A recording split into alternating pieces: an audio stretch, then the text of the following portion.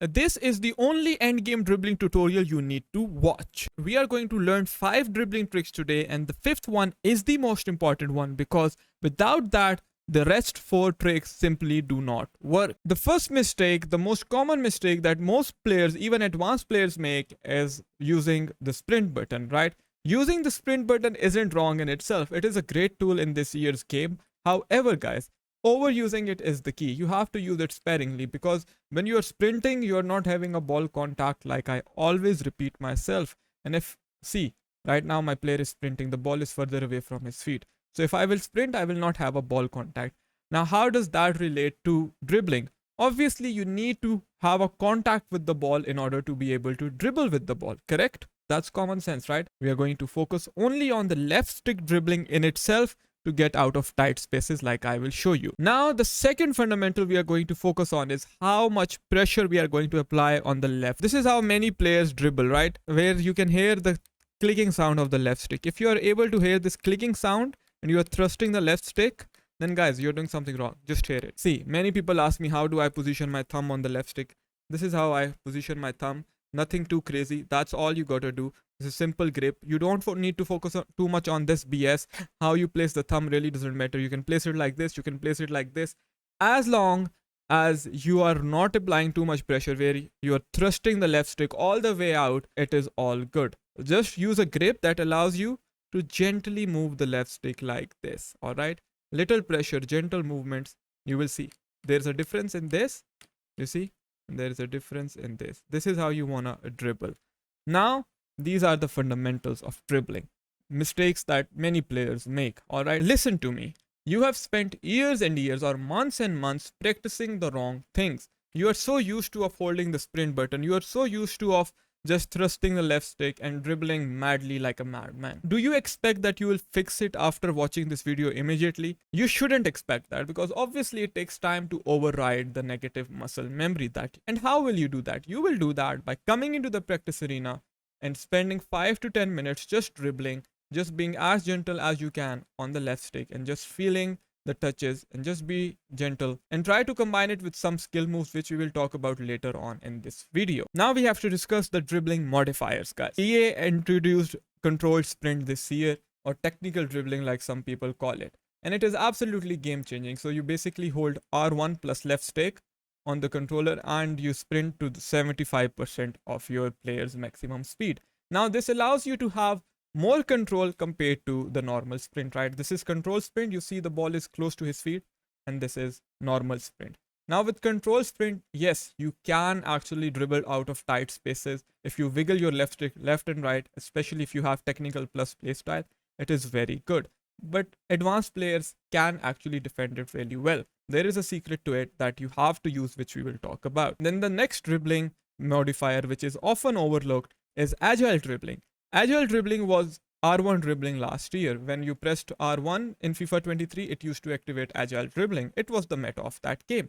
Now this year, it has been replaced by L2 plus R2. So you have to press down both triggers on the controller in order to activate agile dribbling. Now I have activated agile dribbling. Now is it useless? No, it's not. It's still very good, but not many people use it. It's simply something that has been replaced in our muscle memory by the controlled sprint. We are so used to holding the R1 button that just pressing down these two triggers and initiating left stick dribbling is hard. But it is worth it if you invest the time and learn it. If you want to just quickly change directions, guys, agile dribbling is it. You just have to hold L2 plus R2 like this and then just tap the left stick. Just tap this button and point the left stick where you want to exit.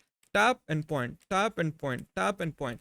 But this is something you cannot abuse. You have to use it sparingly. Do I use it? Very rarely, but it is still very good. Next off, we have strafe dribbling, which is activated by holding L1 on the controller, right? So you do this, and what happens is the player keeps the ball absolutely very close to his feet. Like this, you can even go backwards in strafe dribbling, right? You can go left, you can go right, you can do almost anything. You can exit it with a speed boost as well. This is a speed boost with strafe dribbling. Do I use it while dribbling in the game? No, I don't use strafe dribbling a lot. It's something that is not very necessary when you have normal left stick dribbling. That is the best way to dribble in this game. And R1 dribbling, alright? Then lastly, we have close control dribbling. In order to initiate close control dribbling, guys, you have to hold down L1 R1 and L2 R2, all these four buttons, and then you will dribble. You see, the player keeps the ball very close to his feet, takes very slow touches, but the ball is also very close to his feet. Is this something I use? No, I don't think it is something that you need to learn, but it is something that could be useful in certain scenarios. This right here is the most important point of this video, and it will allow you to improve your dribbling forever in this game, in the next game, and so on and so forth. Guys, what am I talking about? I am talking about game awareness. What is game awareness? Game awareness is recognizing where is the space. Do I dribble towards the defender or towards the space? Which skill move can I use in this situation in combination with left stick? What do I need to do in order to turn away from the opponent? Which modifier do I need to use? When do I need to use control sprint? All of this relates to one point, that is game awareness. How do you develop it? Well, that is a good question, which we will answer right now. I want you to focus on this. We dribble towards the space, not towards the defender. Like I always say, you don't want to beat players like prime Lionel Messi. Instead you just want to use left stick as a tool to open up spaces for either a pass or a shot. Now, why am I control sprinting here and not using normal left stick dribbling? What did I tell you? We have to dribble towards the space. Where is the space? The space is here, right? Because see, Messi is being marked by Theo Hernandez and Mia Hamm is already marked by these two defenders. So we really don't have enough space. So what do? We hold R1 and left stick and try to control sprint down because we are trying to dribble towards the space. It is something that is in our muscle memory because that is the correct concept. Next up, we pass the ball to Mia Hamm and first touch pass into Goretzka. Again, what do? We left stick dribble towards the space with Ronaldo. Why did we take this touch downwards? Again, same concept, that there is the space available here. Not over there, but the space is here. So afterwards, again, we give a give and go pass to Ronaldo, and then we'll do a player log, and this is very important. Where do we accept the ball on the first touch? We are accepting it in front of him. Why are we accepting the ball here in this direction? If you didn't know, where you point your left stick on the first touch determines where the first touch will be taken. You obviously want to take it towards the empty space. But now you might ask me, King Sunny, there is no empty space. You are being marked by two players. But what is the most overpowered skill move in this game? It relates back to game awareness. It is the step over speed boost. So if we can take a quick touch over here and do a step over speed boost, it is very certain that we might be through on goal. So we do exactly that and we end up scoring this goal. Am I thinking about these things which I am just explaining right now while I was playing? No, I wasn't. Why? Because it is in my muscle memory. I have developed the correct game awareness and I have a good knowledge of what works in what scenario and where do I have to take my touches and where is the space. If you know these things, then you can act accordingly without having to think too much. You saw me do this with Cristiano Ronaldo earlier and I am doing it again with Goretzka. Why am I doing it, guys? Same reasons. Because see, Ham is marked by Rice, Bellingham is marked, other guy Crouch is marked by Haaland. Almost everyone in this situation is marked. So what do? We have to react accordingly. So what do we use? We use R1 sprint in combination with left stick. So we go upwards towards the red arrow. So we can find the pass towards Ben White. We do just that. Alright. See, we still take some time. Then we go with the deep switch. And we accept the ball towards the empty space. Change it quickly. First time passes.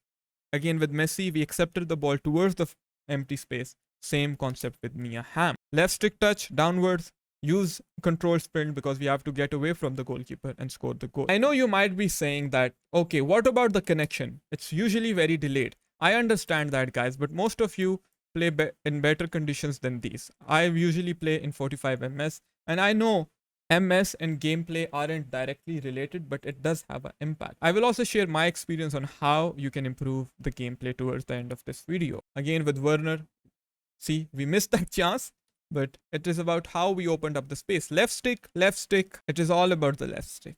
That is the magic. Left stick in combination with skill move. See, where do we point the left stick? We point it towards the empty space. Go with the first touch pass. With Martinelli, we take a touch downwards because that is where the space is. Again, now why do we use control sprint in this situation? The reason for that is that, again, We want our player to make that run, but also we do not have enough space. We want to attack the opposition. If we use sprint, the ball will be further away from his feet. So what do? We let go of sprint, hold R1, and we wait. We need to find the space for the pass. When we have the space for the pass, that is when we go for the pass again. Left stick in combination with step overs, ball roll. Again, we see where is the space. We use R1 when there is pocket of space. Whenever you have a pocket of space, you can use the control sprint, right? So that is good from EA to give us this feature. See, with Bruno, we are marked right now. What do? We use the left stick dribbling. We go up, we go down, and we end up passing the ball. It's all about knowing where the space is. This is what I just said. There is a pocket of space between these two defenders. So what do? We use R1 and exploit the pocket of space that is available. We do exactly that, get a little lucky, but end up scoring the goal. It is all about finding the space and exploiting the space. All right, now see, the defense is really tight.